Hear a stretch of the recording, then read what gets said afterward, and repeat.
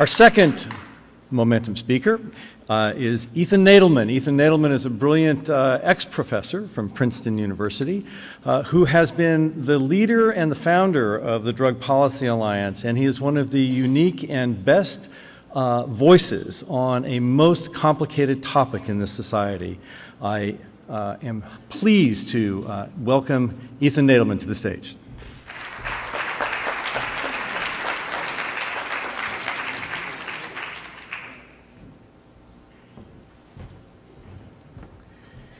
Well, thank you very much, Drummond. It's a pleasure to follow Larry Lessig as well. So I have 15 minutes, 18 minutes to tell you why you should care about what I care about, why you should care about our nation's problem of over-incarceration and our nation's war on drugs. Why you, as part of the Campaign for America's Future, while you as progressives, why you as citizens and human beings should care about this. To me, I guess it seems obvious.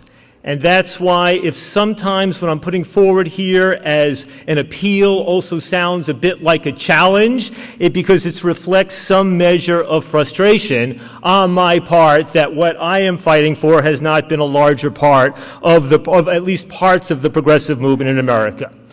The issue of incarceration and the overuse of criminalization and the criminal justice system in America strikes me as one of the most horrific violations of human rights in the United States today. What I'm also struck by is the extent to which our American exceptionalism in this regard is unknown to so many who should know. I'm just going to throw a few numbers at you. We have increased the number of people behind bars in local jails and federal and state prisons from roughly 500,000 people in 1980 to 2.3 million people today. The United States, we have less than 5% of the world's population, about 300 million out of 6.6 billion, less than 5% of the world's population, but almost 25% of the world's incarcerated population, roughly 2.25 million out of 9 million. We rank first in the world in the per capita incarceration of our fellow citizens. First in the world. We are number one. The Russians and the Belarusians keep huffing and puffing trying to keep up with us. They can't do it. We have left them in the dust. And our rates of per capita incarceration are about roughly 5 to 10 times the rate of other advanced industrialized democracies. Now understand, of course, that we are not that different, as people sometimes think, when it comes to crime and even drug use. That our rates of crime, apart from murder, are not all that different from rates in other advanced industrialized countries. That our rates of illicit drug use are somewhat higher, but not that dramatically higher than other advanced industrialized democracies. But what we do is that we are quicker to put people behind bars when they commit an offense. We keep people behind bars for longer once they're there. And once they come out, we put our heels in their faces and keep them down for as long as we possibly can. We keep them under the supervision of the criminal justice system. There are another 5 million people in the supervision of parole and probation in the United States. We deprive them of the right to vote like no other democratic nation does. We subject them to fines and penalties and collateral consequences also unlike anybody else, and we make it remarkably easy for them to slip up and get re-put back behind bars once again. We have created a vicious revolving door that keeps getting bigger and bigger and faster and faster. And I want this issue to be part of the Progressive Coalition. I want to come to next year's conference and hear the issue of prisons mentioned once on an opening plenary. Because what does it mean to be a progressive in America and to live into a society which suffers from this sort of exceptionalism? What does it mean to live in a society where 2.25 million of our fellow citizens are behind bars tonight? And not just the violent, hostile criminals, but those engaged in drug offenses and nonviolent offenses, those engaged in the types of activities which are not punished with prison and jail in other societies. What does that mean to be a progressive in that sort of society? Now, of course, the issue of race as well is throughout this, because we know the color of the face of most of the people behind bars. We know that if overwhelmingly the faces of the people behind bars were white and not black, the reaction, the response of the ordinary public would be different. That there's something that clicks in our heads, that somehow when you see a black or brown face, especially a young male face behind bars, there's that element, even among all of us who do not consider ourselves racist and believe in fighting against racism, there's that little click that accepts that on some level. Right? When you're talking about economic opportunity and something like 50% of all young black men in many cities already have a criminal record, where the chance of going to prison is greater than the chance of going to university for young black men in our society, that becomes an economic issue. That becomes an economic issue.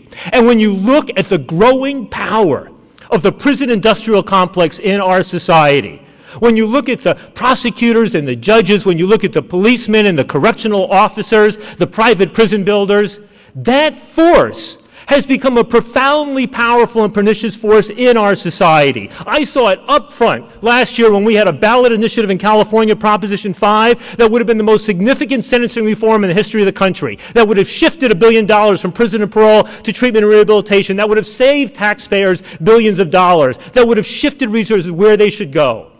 And that when the prison industrial complex, when the DAs and the drug court judges and the prison guards union got together and said this has to go down, what I can tell you is that politicians from across the political spectrum did not ask why. The real meaning of a power is when you tell an elected official to do something and they do it without even asking why. And that's the power of the prison industrial complex today. I hope that we don't have to wait to January of 2017 to President Obama to give a farewell speech warning about the pernicious power of the prison industrial complex and of the emerging Homeland Security industrial complex, like the speech that Eisenhower gave in January of 1961 with respect to the military industrial complex. We should not have to wait that long. Now, what is driving this more than anything else is the war on drugs. It's the war on drugs. It's the war on drugs. It is the notion that criminalization in the criminal justice system has to be front and center in dealing with particular drugs in our society.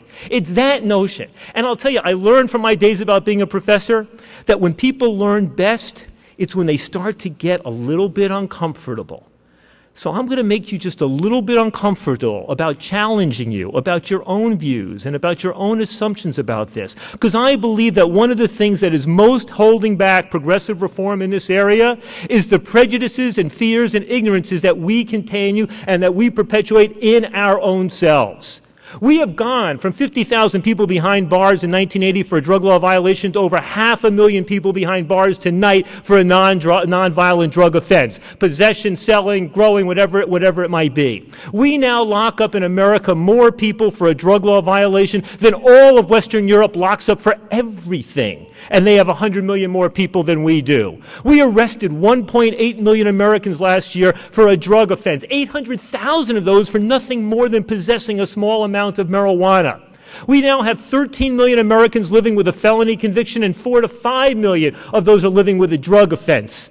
When you look at what happened in the elections in 2000 and 2002, 4, and 6, I can assure you that simply focusing on the people who were disenfranchised for a drug law violation, if they had not been disenfranchised the way other societies do not do that, that the election results would have been different in the Senate race and probably the presidential race in 2000 and 2004. This has consequences for our democracy. There is a movement growing, and growing quickly, to end this oppressive war on drugs, to remove as much as possible of our drug control system from the criminal justice system, to reduce the role of criminalization, to substitute treatment for incarceration when that makes a difference, to push for a public health paradigm instead of a criminal justice paradigm in dealing with drugs. And that's what I hope this movement over here will become more and more a part of.